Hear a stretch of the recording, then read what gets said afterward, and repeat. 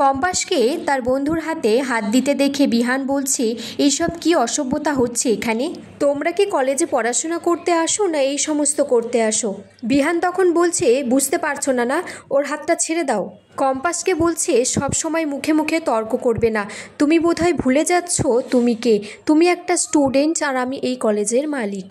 এদিকে দেখা যায় ডক্টর মিত্র অখিলেশের বাড়ির সেই দুজন চাকরকে নিয়ে এক্সপেরিমেন্ট করছে আর বলছে, তোমরাই হবে আমার এই মহা আবিষ্কারের প্রথম সাক্ষী। এদিকে বাড়িতে হুলুস থুলুস পড়ে গেছে, তারা দুজন কেন ফিরছে না। কম্পাস বলছে, ওদের তো এতটা দুঃসাহস হওয়ার কথা নয়, বাড়ির মালিক ডক্টর ঠিক করে দিল, অথচ তারা ডক্টর দেখাতে গেল না। আর বলছে বাবুলাল কাকার হার্টটা চেক আপ করার কথা, তারা অন্য কাউকে কিছু না বলে চলে যাবে কি করে? তাছাড়া ওনার শরীরটাও তো খারাপ।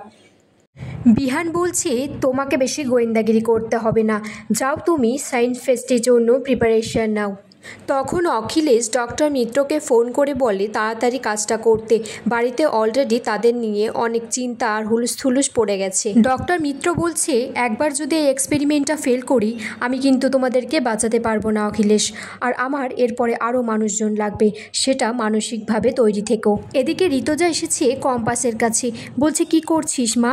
কম্পাস বলছে, এই পুরনো পড়াগুলো একটু ঝালিয়ে নিচ্ছি, আমার মায়ের কলেজ বলে কথা, ফার্স্ট পজিশনে তো আমাকে আসতেই হবে। ঋতজা বলছে, আমার অফিসে একটা ঘর আছে যেখানে আমার পারমিশন ছাড়া কেউ ঢোকে না, তালা চাবি আমার কাছে, ওই ঘরটায় তোর গবেষণার জন্য একদম ঠিক হবে। এদিকে অখিলেশ এসে বলছে, আমি পুলিশকে খবর দিয়ে দিয়েছি, আর নাটক করে ফোনে কথা বলে বলছে কি কিডন্যাপ হয়ে গেছে ওরা।